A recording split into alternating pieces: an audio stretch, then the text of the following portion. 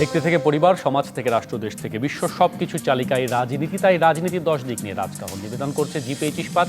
সাথে আছি শোভনারে। গতকাল 25শে ডিসেম্বর বুধবার মধ্যরাতে দেশের প্রশাসনিক প্রাণকেন্দ্র সচিবালয়ের 7 নম্বর ভবনের 6ষ্ঠ, 7ম, 8ম এবং 9ম তলায় অগ্নিকাণ্ডের ঘটনায় বহু গুরুত্বপূর্ণ নথিপত্র পুড়ে গেছে। একই রাতে আগুন লেগেছিল সচিব নিবাসেও। শুধু তাই নয়, সচিবালয়ের আগের দিন রোহিঙ্গা ক্যাম্প এবং বান্দরবানের লামায় পাহাড়ি পল্লীতেও অগ্নিকাণ্ডের ঘটনা ঘটছে। এই সব অগ্নিকাণ্ডের কারণ এখনো উদ্ঘাটন না হলেও সচিবালয়ের অগ্নিকাণ্ডকে নাশকতা হিসেবে দেখছেন রাজনৈতিক দলগুলো সহ সমন্বয়কদের কেউ কেউ। কারণ সচিবালয় অগ্নিকাণ্ডের একদিন আগে গত মঙ্গলবার ক্ষমতাচ্যুত সাবেক প্রধানমন্ত্রী শেখ হাসিনার আমলে 8টি প্রকল্পের নথিপত্র চেয়ে প্রধান উপদেষ্টার কার্যালয়ে চিঠি দিয়েছিল দুদক।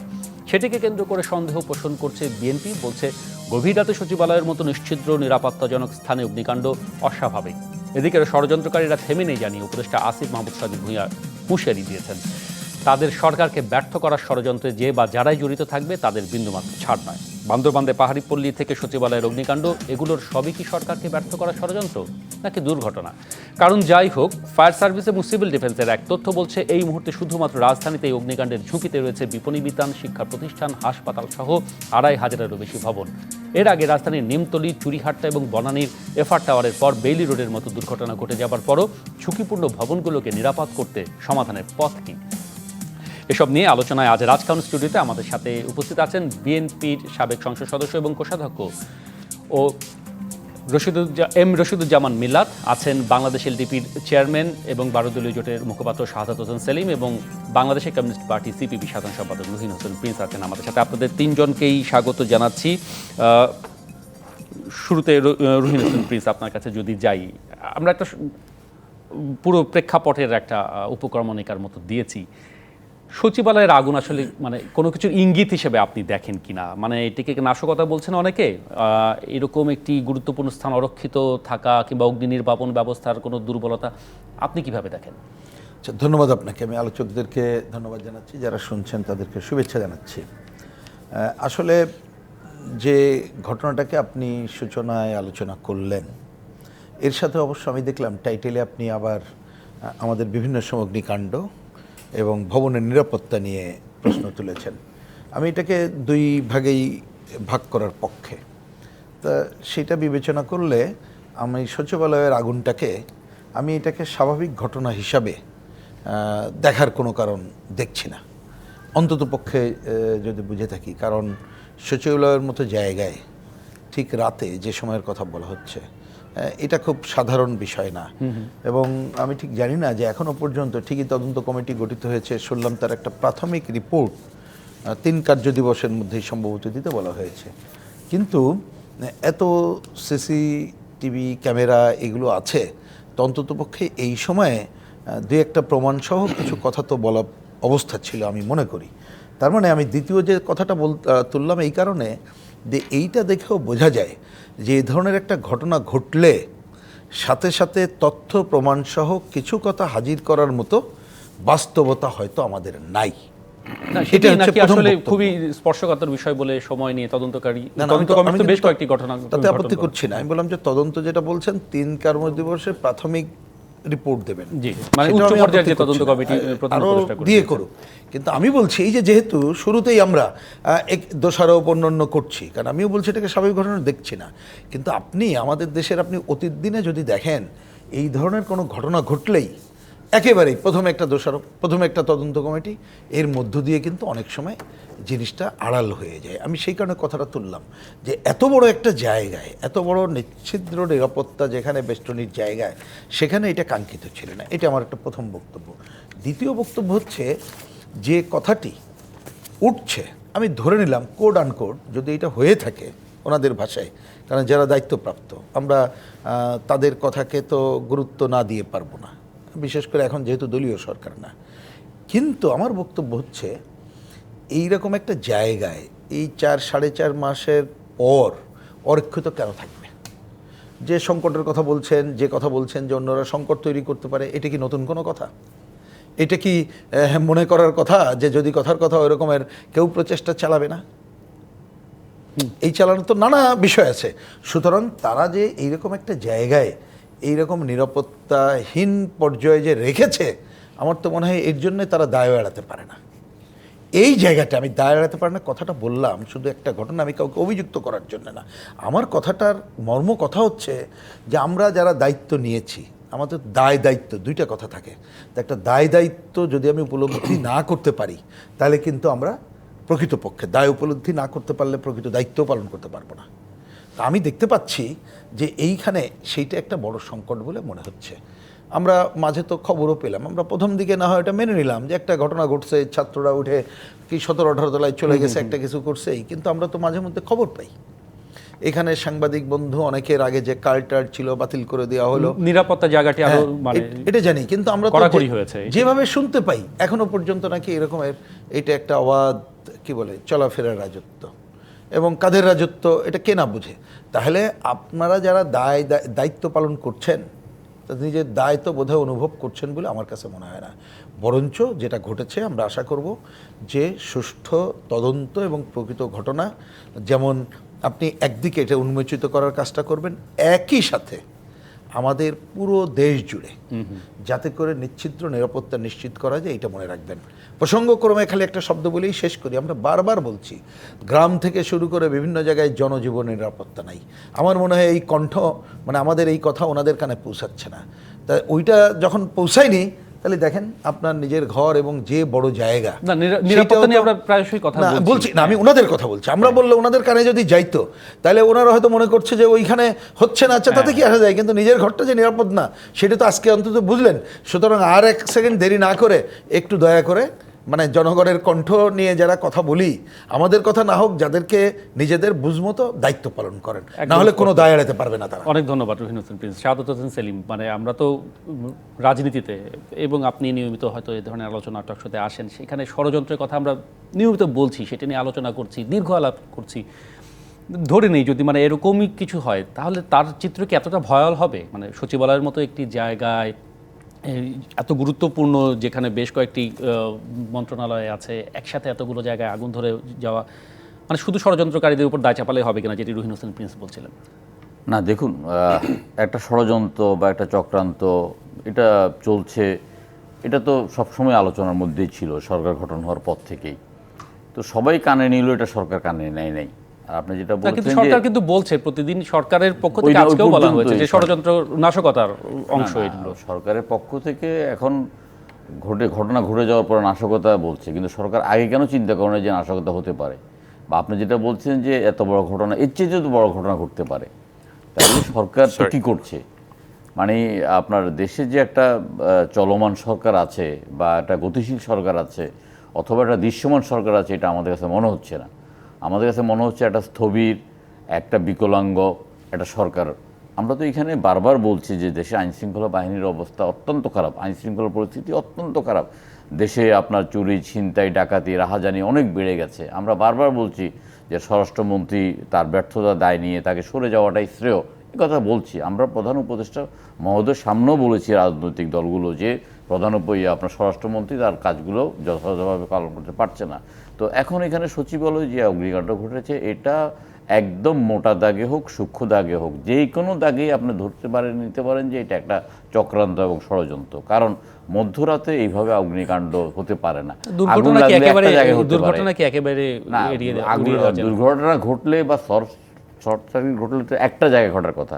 একই সময় একই বিল্ডিংয়ের দুটো প্রান্তে আগুন জ্বালানো হচ্ছে, এবং যে মন্ত্রণালয়ের মন্ত্রী নিজে বলছেন যে আমরা কিছু অনিয়মের খোঁজ পেয়েছি, সেই কারণে আপনার এই ধরনের ঘটনা ঘটতে পারে, তাহলে এর একটা কথা।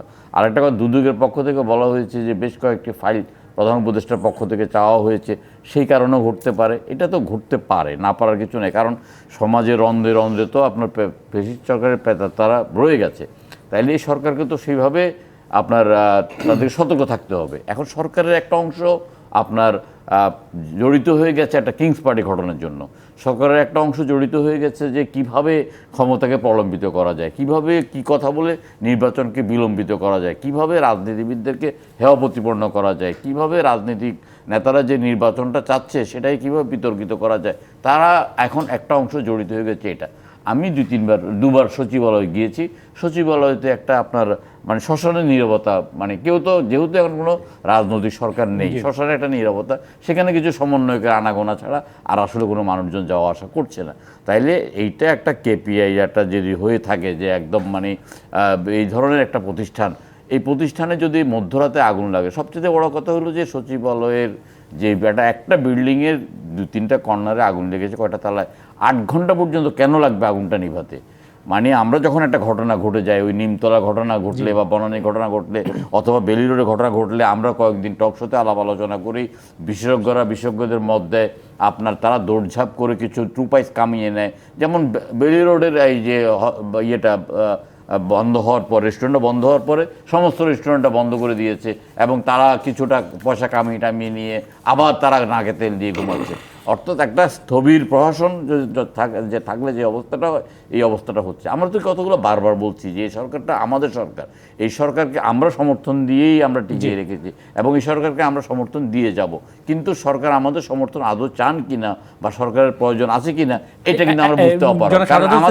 মানে এই সমালোচনা সরকারকে চাপে ফেলে কিনা, সেটি নিয়ে সরকারকে মোটেই চাপে ফেলতেছে না, কারণ সরকারের যেসব উপদেষ্টারা আছেন এটাকে কোনো তারা চাপই মনে করছেন না। তারা মনে করছে তাদের চাইতে বিজ্ঞ এবং তাদের চাইতে দক্ষ এবং তাদের চাইতে মানে যোগ্য আর কেউ নেই। কিন্তু আমরা মনে করি সবচেয়ে অদক্ষ, অযোগ্য এবং অপদার্থ কিছু লোকের সমন্বয়ে একটা আপনার উপদেষ্টা পরিষদ গঠিত হয়েছে, যেটা এই মুহূর্তে কাম্য নয়। একটা বিপ্লবী সরকারের উপদেষ্টা পরিষদটা আরও যতটা বিপ্লবী ভূমিকা পালন করার দরকার ছিল, আরও যতটা জনমুখী ভূমিকা পালন করার দরকার ছিল, তারা 9টা-5টা অফিস করছে এবং তাদের দ্বারা আসলে সেই জায়গায় চ্যালেঞ্জ মোকাবেলা করার জন্য বারবার বলেছি যে আপনার উপদেষ্টা মণ্ডলী পরিবর্তন করেন, আপনার উপদেষ্টা মণ্ডলীকে আরও দক্ষ, যোগ্য, অভিজ্ঞ, দেশপ্রেমিক উপদেষ্টাদের সমন্বয়ে আপনি উপদেষ্টা, কিন্তু ওনারা তো এটা শুনছেন না এবং না শোনার যে দায় আজকে জাতিকে বহন করতে হচ্ছে। আজকে সচিবালয়ে অগ্নিকাণ্ড হচ্ছে, মানে আরো ভয়াবহ কিছু হতে পারে কিনা সেই আশঙ্কা আছে কিনা। আপনার কাছে আসবো, ধন্যবাদ আপনাকে। এম রাশিদুজ্জামান মিল্লাত, আপনার কাছে যদি আসি, মানে আপনাদের দলের সিনিয়র যুগ্ম মহাসচিব অ্যাডভোকেট রুহুল কবির রিজভী সরাসরি বলেছেন, উনি বলেছেন যে সরকারের পক্ষ থেকে গুরুত্বপূর্ণ নথিপত্র চাওয়ার পরেই সচিবালয়ে আগুন লাগার ঘটনা জনমনে একটা প্রশ্ন এসেছে। মানে আপনি ব্যক্তিগতভাবে এটার সাথে রিলেট করেন কিনা বিষয়টি, নাকি আসলে মানে ষড়যন্ত্র, নাশকতা, দুর্ঘটনাও ঘটতে পারে? মানে দুর্ঘটনা তো অনেক রকম হতে পারে, আপনার কাছে কি মনে হয়? না, ধন্যবাদ আপনাকে। সে সঙ্গে ধন্যবাদ আমার সহচালকদের, প্রিন্স ভাই, সেলিম ভাই। ওনারা তো কিছু বর্ণনা করলেন। আপনি জিজ্ঞেস করেছেন যে রিজভী সাহেব, সিনিয়র যুগ্ম মহাসচিব, যে কথাটি বলেছেন, আমিও তাই মনে করি যে এটা একদম পরিকল্পিতভাবেই এটাকে করা হয়েছে। যেহেতু আজকেই বোধহয় 8 জন সচিবের একটা বদলির কথা ছিল, এমনকি যেখানে আগুন লেগেছে সেটারও আপনার এলজিআরডি মিনিস্ট্রিতে, সেখানেও কিন্তু একজন সচিব আজকে চেঞ্জ হওয়ার কথা ছিল। আর নথিপত্রগুলি ছিল তো যেগুলি ডাকা হয়েছিল ইয়ে থেকে, আপনার দুদক থেকে এবং প্রধান উপদেষ্টার কার্যালয় থেকে, সেই নথিপত্রগুলো সেখানেই ছিল। সেই কারণে এটা তো অবশ্যম্ভাবী এবং সিনিয়র যুগ্ম মহাসচিব যেটা বলেছেন, যেটা পরিকল্পিতভাবেই করা হয়েছে এবং এটাতে আমি পূর্ণ সমর্থন দিয়ে কথা বলতে চাই। আমারও মত তাই, এটা সুপরিকল্পিতভাবে যারা বিগত সরকারের দোসররা আছে তারা এটা করেছে, এর মধ্যে কোনো সন্দেহ নেই। এর সঙ্গে আমাদের মহাসচিবও কিন্তু বলেছেন যে নিরপেক্ষ তদন্তের মাধ্যমে যাতে করে একটা এটার সুষ্ঠু তদন্ত করে এটা বের করে বিচারে করা হয়, সেটারও দাবি জানিয়েছেন তিনি।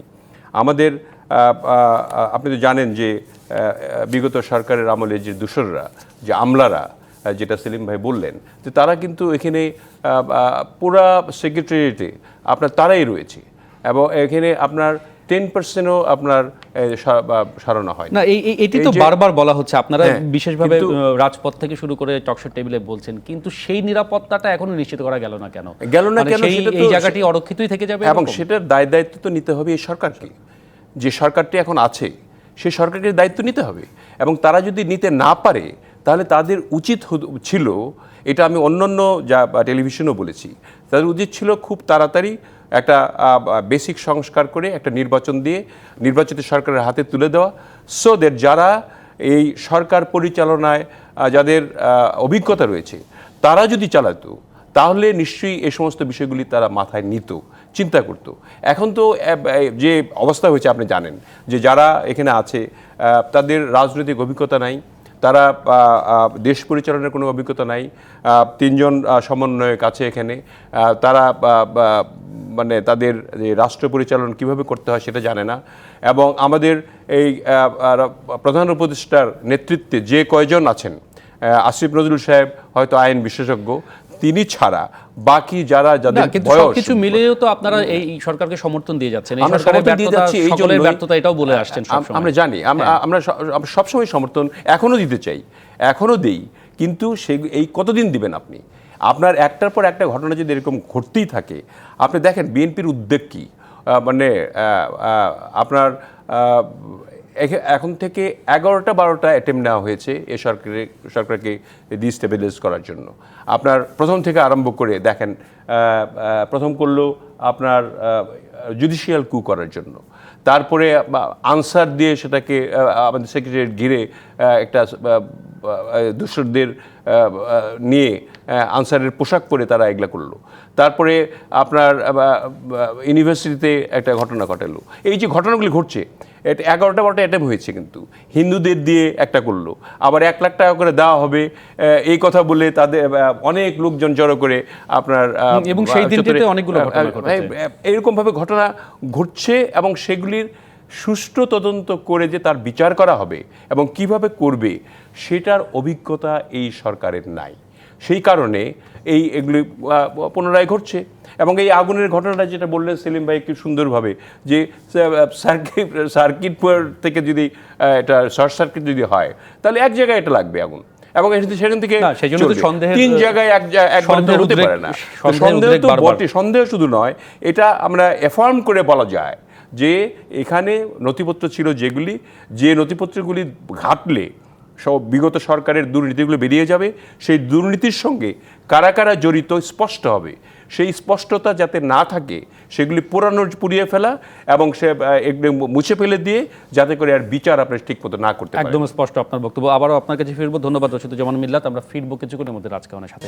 বিরতির পর জিপিএ চিফ ফার্স্ট নিবেদিত রাজকাহনে আমরা ফিরে এলাম। কিসের আগুনে পুড়ছে সব, এই শিরোনামে কথা বলার জন্য আমাদের সাথে বিএনপির কোষাধ্যক্ষ এবং সাবেক সংসদ সদস্য এম রশিদুজ্জামান মিল্লাত আছেন 12 দলীয় জোটের মুখপাত্র, বাংলাদেশ এলটিপির চেয়ারম্যান শাহাদাত হোসেন সেলিম এবং সিপিবির সাধারণ সম্পাদক রুহিন হোসেন প্রিন্স। স্বাগত তিনজনকে আবারও। এম রশিদুজ্জামান মিল্লাত, আপনার কাছে ছিলাম আলোচনায়। এখন দেশের সার্বিক নিরাপত্তার জন্য, নিরাপত্তার কথা ভেবে জোট বাঁধার আর একটা সময় এসেছে কিনা? জাতীয় ঐক্যের ডাক বিএনপির আহ্বানে প্রধান উপদেষ্টার মাধ্যমে আমরা দেখেছিলাম। আমরা দেখলাম যে 2 দিন আগে লামার পাহাড়ি পল্লীতে আবার রোহিঙ্গা ক্যাম্পের আগুন, সেখানে হতাহতের ঘটনা ঘটেছে। মানে সচিবালয়ে আগুন না লাগলে কি আসলে এই টনকটা নড়তো না? আপনার কি মনে হয় আসলে এখন রাজনৈতিক দলগুলো রাজনৈতিক অবস্থানে থেকে কি করবে? আমার মনে হয়, দেখেন আমরা তো এখানে ছিলাম যুগপৎ আন্দোলনে, সেলিম ভাই আছেন, সমমনা দলও আমাদের সঙ্গে আছেন। আমরা কিন্তু এগুলি আজ করে যে একটার পর একটা ঘটনা ঘটতেই থাকবে, লামাতে তো ঘটেছে, আরও বড় ধরনের কিছু ঘটতে পারে, এটাও আমরা আশঙ্কা করছি। কারণ আমাদের যে দূষর যারা ছিল বিগত সরকারের, তারা তো এই দেশেও এখনও বসবাস করছে। যারা বিদেশে পালিয়েছে তারা পার্শ্ববর্তী দেশ থেকেও কিন্তু তারা ইন্ধন যোগাচ্ছে যে কিভাবে একটার পর একটা করে অঘটন ঘটানো যায় এবং এই সরকারের পতন ঘটিয়ে একটা ইমার্জেন্সি আনা যায় এবং সেই সুবাদে এই ডিস্টেবিলাইজ করে নির্বাচনটাকে পিছিয়ে আবার তারা পুনর্বাসন হতে পারে কিনা, এটা আমার কাছে মনে হয় একটা উদ্দেশ্য তাদের। এবং সেই উদ্দেশ্যটা যদিও কোনোদিন সফল হওয়ার কথা নয়, আমরা জানি, আমরা যারা মাঠে ঘাটে আমরা রাজনীতি করি তারা জানি, আপনি যান একটা কনস্টিটিউন্সিতে, আমার সেদিনই আমার কনস্টিটিউন্সিতে একটা নির্বাচন হলো, জনসভা হলো, সেই জনসভায় আগের যে প্রধানমন্ত্রীকে নিয়ে আমরা জনসভা করেছি তার দ্বিগুণ লোক হয়েছে এবং তারা খুব তাড়াতাড়ি একটা নির্বাচনের জন্য আকাঙ্ক্ষিত। ধন্যবাদ, আপনি এই প্রসঙ্গ তুললেন। কিন্তু সাধারণ মানুষ কি আসলে শুধু নির্বাচন চায় নাকি মানে নাগরিক নিরাপত্তা, দ্রব্যমূল্য, না তারা একদম মৌলিক যে সমস্যাগুলো, মৌলিক সমস্যার মধ্যে আমি বলবো সেই জায়গায় কি আসলে সাধারণ মানুষ নির্বাচনটা চায়? ওরা তো অত কিছু বুঝে না। তারা জানে যে নির্বাচনটা দিলে পরে একটা সরকার আসবে, এখন তারা সরকার মনে করে না, তারা মনে করে একটা সরকার আসবে তখন তারা এসে এগুলি নিয়ন্ত্রণ করবে, দ্রব্যমূল্য নিয়ন্ত্রণ করবে, আইন শৃঙ্খলা নিয়ন্ত্রণে আসবে, তাদের একটা দল থাকবে, থাকবে, তাদের সরকার থাকবে, সেই সরকারের কাছে আমরা দাবি দেওয়া পূরণ করে আদায় করতে পারবো। এখন কিন্তু এই যে এখন যে সরকারটা আছে তারা যে কিছু করতে পারছে না, এটা কিন্তু সাধারণ জনগণ বুঝতে পারতেছে। কিন্তু সাধারণ জনগণ তো আমরা প্রতিনিয়ত রাজপথে তাদেরকে বিভিন্ন দাবি নিয়ে নামতে দেখছি। ব্যবসায়ী মহল তো প্রতিনিয়ত তারা প্রেশার ক্রিয়েট করছে যে আপনারা কেন নামেন না, প্রয়োজন বোধে আপনি নেমে পড়েন আপনারা সবাই। কারণ আমরা তো ব্যবসা বাণিজ্য করতে পারতেছি না, এবং আমাদের যে লক্ষ লক্ষ শ্রমিক, লক্ষ লক্ষ এমপ্লয়ি, এদেরকে আমরা বেতন দিতে পারছি না। তো এখন যদি এই সরকার যদি এটা অনুধাবন না করতে পারে, তাদের জন্য তো এটা ক্ষতিকর হবে। কারণ তাদের তো আমি সেদিনও বলেছি যে একটা দেখেন, এই সরকারের যে রেটিফিকেশন দিতে হবে নেক্সট পার্লামেন্ট যদি ভালোভাবে গঠিত না হয়, সবচেয়ে বিপদে পড়বে কিন্তু এই সরকারের উপদেষ্টাগণ। তাদের রাষ্ট্রদ্রোহিতায় ফাঁসি হয়ে যেতে পারে। তারা এই জিনিসটা চিন্তা করা উচিত, এবং এই চিন্তা করে তাদেরকে খুব তাড়াতাড়ি একটা নির্বাচনের ব্যবস্থা করা উচিত। এবং নির্বাচনের মাধ্যমে যে সরকার গঠিত হবে, যে সরকারই হোক না কেন, তারা অন্তপক্ষে বিগত দিনের মতো ওই চিন্তাটা করবে না। আপনি একটা জিনিস মনে রাখবেন, আমি শেষ করব, আপনার 7 বছরের শিশু থেকে আরম্ভ করে 70 বছরের মানুষের মাথায় একটা জিনিস ঢুকেছে যে এখানে স্বৈরতন্ত্র চলবে না। আর এই জিনিসটা খুব স্ট্যাম্পিং হয়েছে। কাজেই এখানে যারা নতুন দল ইভেন্ট করতে চায়, যে কিংস পার্টি করে স্বৈরতান্ত্রিকভাবে একটা দল গঠন করে আবার একটা কিছু করবে, এই ধরনের চিন্তাভাবনা চলছে।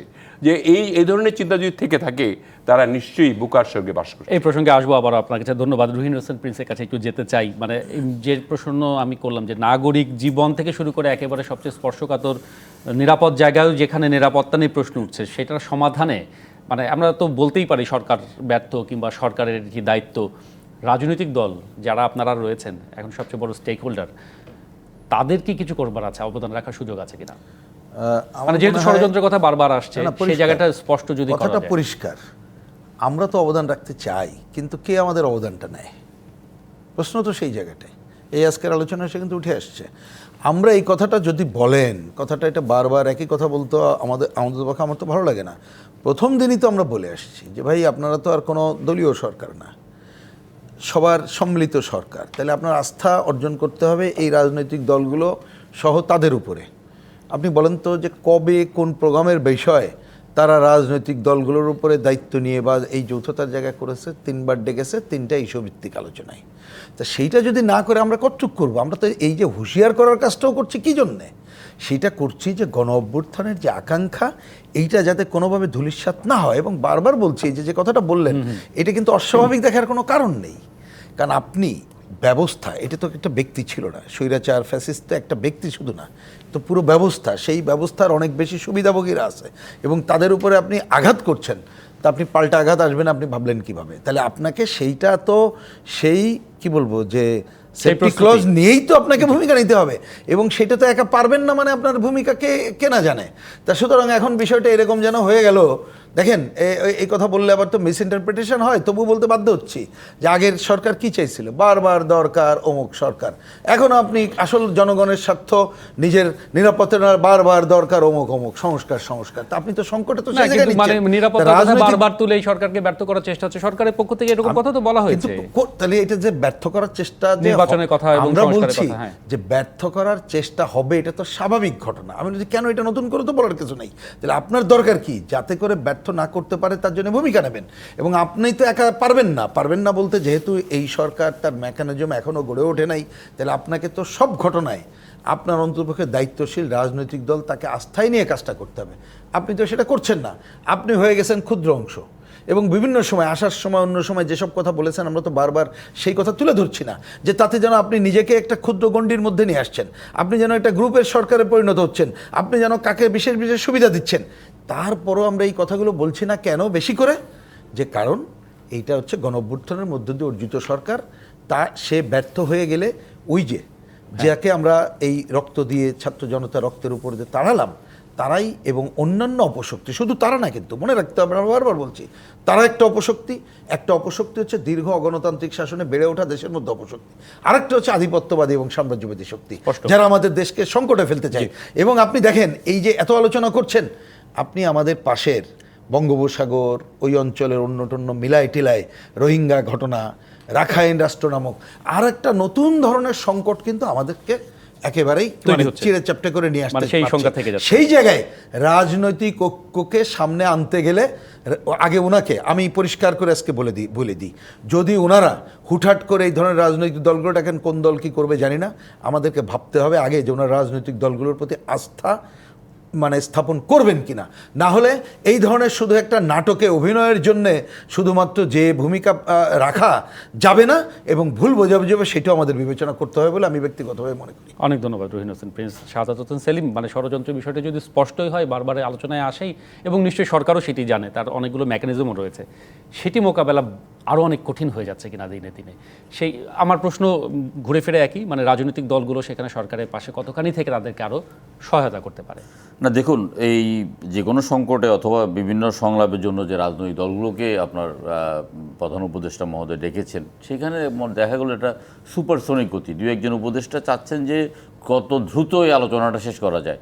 একটি রাজনৈতিক দলের সাথে অথবা একটা রাজনৈতিক জোটের সাথে যদি 20-25 মিনিট আলোচনা হয়, তাহলে কী আলোচনা করা যাবে? এখানে কোনো আলোচনা হচ্ছে না তো।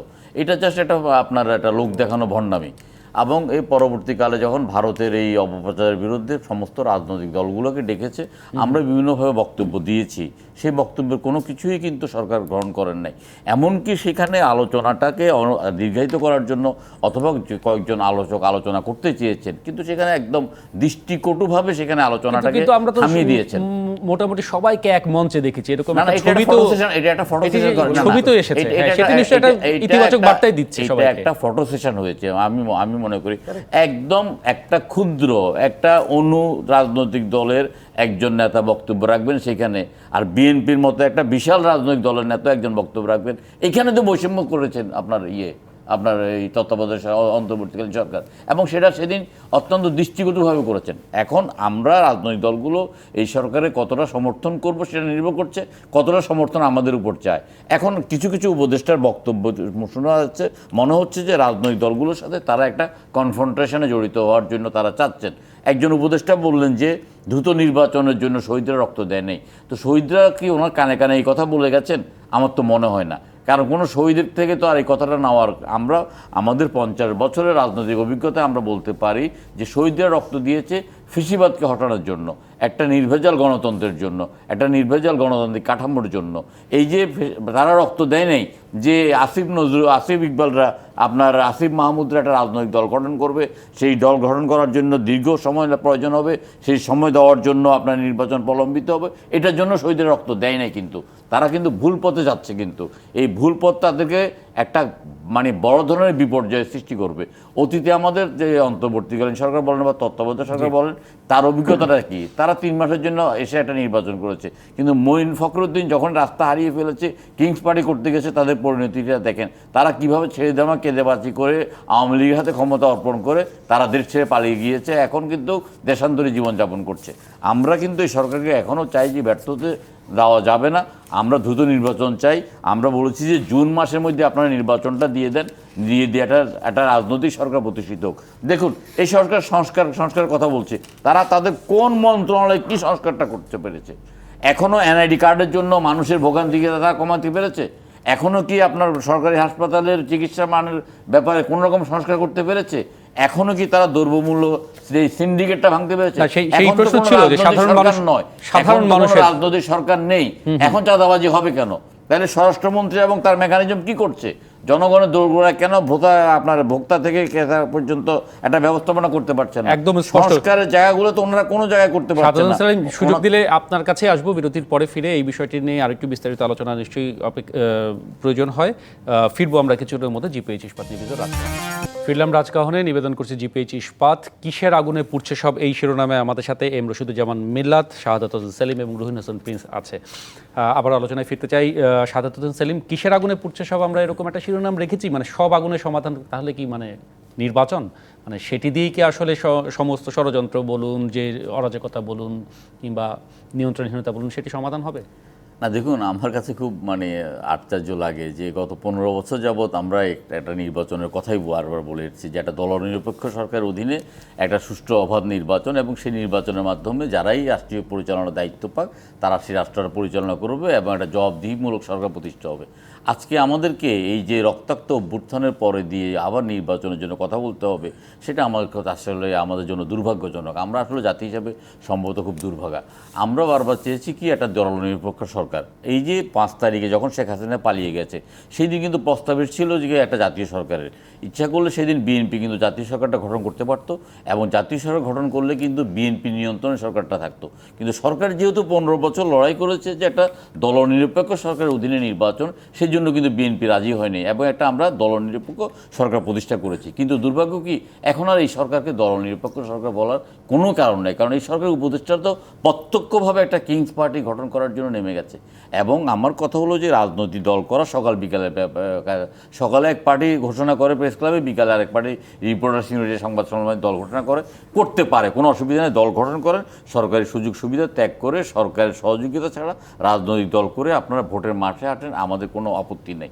কিন্তু যেহেতু এটা একটা দুর্বল সরকার, যেহেতু এটা একটা জনসমর্থনহীন সরকার, যেহেতু জনসমর্থনটা বিভিন্ন রাজনৈতিক দলের মধ্যে বিভক্ত, তাহলে সরকারের উচিত হবে যে যত দ্রুত নির্বাচন দিতে পারে ততই সরকারের জন্য মঙ্গল। কারণ ইতিমধ্যে যে সরকারের যে বিভিন্ন রকমের ব্যর্থতা, দ্রব্যমূল্যের ঊর্ধ্বগতি ঠেকাতে তাদের ব্যর্থতা, আইন শৃঙ্খলার ব্যর্থতা, যানজটের ব্যর্থতা ইত্যাদি কোনোগুলো সরকারের কোনো প্রায়োরিটি নেই। আমি আপনাকে বললাম তো, একটা জন্ম নিবন্ধনের জন্য আগের যে ভোগান্তি এখনও সেই ভোগান্তি, আগের এনআইডি কার্ডের জন্য যে ভোগান্তি এখনও সেই ভোগান্তি, আগে একটা প্রবাসীরা মাথা ঠুকে মরতো একটা পাসপোর্টের জন্য, এখনও সেই অবস্থাটা রয়ে গেছে। তাহলে সংস্কার তো আপনার কোনো মন্ত্রণালয় করতে পারছেন না। আমরা যে সংস্কার কমিটিগুলো করে দিয়েছি, এই সংস্কার কমিটিগুলো যারা সরকার করেছেন আমরা এটাকে সমর্থন করেছি। তারা বলেছে ডিসেম্বরের মধ্যে তারা তাদের প্রস্তাবনাটা দেবে। আমরা চাই ডিসেম্বরের মধ্যে তারা প্রস্তাবনা দেওয়ার পরে জাতীয় ঐক্যের ভিত্তিতে সেটা আমরা গ্রহণ করে আমরা পরবর্তী সরকারকে আমরা দেবো, যেটা রাজনৈতিক সরকারকে বাস্তবায়ন করার জন্য। কারণ সংস্কারটা চলমান প্রক্রিয়া এবং সংস্কারটা করতে হবে রাজনৈতিক দলকেই। কোনো আপনার নিরপেক্ষ সরকার অথবা অন্তর্বর্তীকালীন সরকার অথবা জনগণের সাথে একদম ন্যূনতম সম্পর্কহীন একটা সরকার, এমন উপদেষ্টা আপনার এখানে আছেন যারা গত 15 বছর জাতির সাথে কি ঘটছে তারা একদম নাকে দিয়েছে তুলো, পিঠে দিয়েছে কুলো, অনেক ধন্যবাদ। তাদের জীবনযাপন করেছে এবং তারাই সরকারে এসে সময় যেহেতু কম, আমি একটু এম রশিদুজ্জামান মিল্লাতের কাছে যাই। ধন্যবাদ আপনাকে।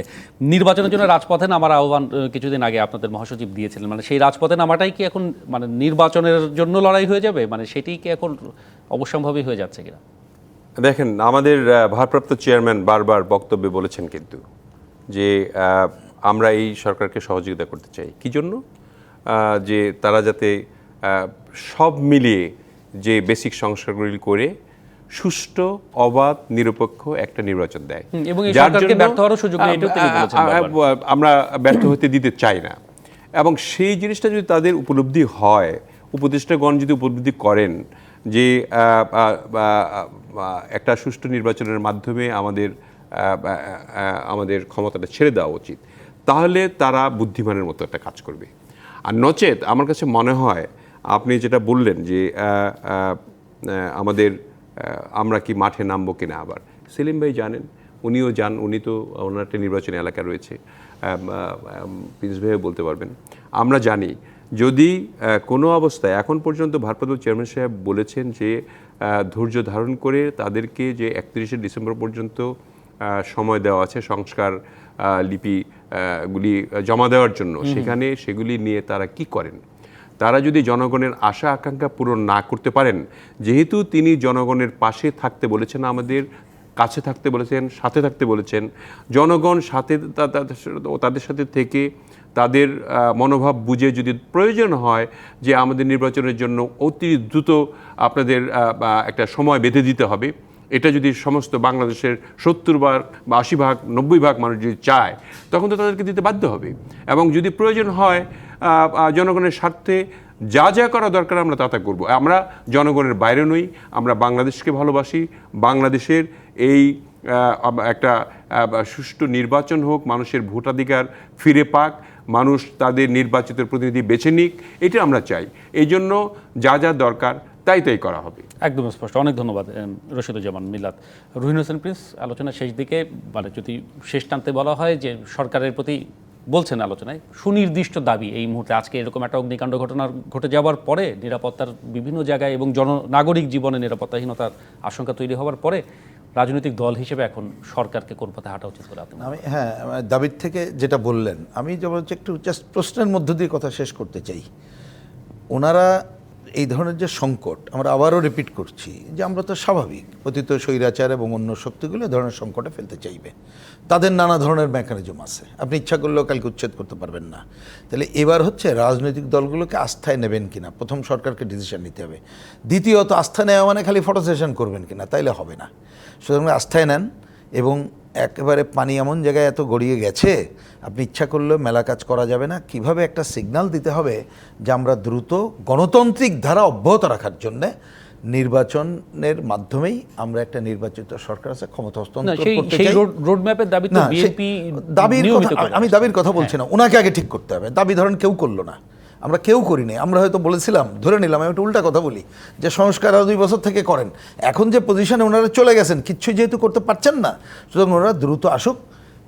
এই রাজনৈতিক দলগুলোকে আস্থায় নিয়ে কীভাবে ভালো নির্বাচনের জন্য কী কী করা দরকার, তার জন্য সংস্কারের যতটুকু সময় রাখে এইটুকু করুক। আর যদি উনি রাজনৈতিক দলগুলো আস্থায় নেন এবং ওনার দল নিরপেক্ষ পজিশন, পুরো টিম, ওই টিমের মধ্যে যদি কেউ দলীয় এবং অন্যান্য ঘটনায় থাকে, আজকে হলো আলোচনা আসলো, তাদেরকে বিদায় করুক, দয়া করে বিদায় করে। যারা দল নিরপেক্ষ অবস্থানে রাখতে চায়, কিংস পার্টি করবে না বা করুক, বাইরে যেয়ে করুক, অসুবিধা নাই। রাজনৈতিক দলগুলোকে সাথে কথা বলে ঠিক করুক, এবং রাজনৈতিক দল মানে আমি তাদেরকে বাদ দিতে বলছিলাম, তাদেরকেও ডাকুক যারা আন্দোলনে ছিল, বিভিন্ন শ্রেণী পেশার মানুষ, যে ভালো নির্বাচনের জন্য কী কী সংস্কার করতে হবে এইটুক। আর অনেকগুলো বিতর্কিত বিষয় আছে সংবিধান নিয়ে, মুক্তিযুদ্ধ নিয়ে, এবং যে বিতর্কটা সৃষ্টি করে অন্যকে সুযোগ করে দেওয়া হচ্ছে, সেইটা দয়া করে বন্ধ করুক। না করলে গণ অভ্যুত্থানের যে আকাঙ্ক্ষা, এইটা তো পূরণের দিকে যাবে না, বরঞ্চ আমাদেরকে কোনো ওই ধরনের, আমরা কিন্তু দেখেন ওই রকমের দায় আমাদের ঘাড়ে দেওয়া হয় নাই, কিন্তু আলটিমেটলি রাজনৈতিক দলগুলোর প্রতি দায় কিন্তু পড়বে। আমরা অস্বীকার করছি না, কারণ এই আন্দোলন তো আমরাই করেছি দীর্ঘদিন ধরে, তার পার্ট আমরা। সুতরাং জনগণের প্রতি আমাদের দায় দায়িত্ব উভয়ই আছে, যার জন্যে আমরা একটা ভালো অবস্থা আনতে চাই, কিন্তু সেই উপলব্ধি ওনাদের আগে হতে হবে। মানে উপলব্ধির জন্য তাদের উপরেই ছেড়ে দিচ্ছেন সেই দায়িত্ব। আমি এই উপলব্ধি যদি না করে, তাহলে তাদেরকে সিদ্ধান্ত নিতে হবে কোন জায়গায় যাবে।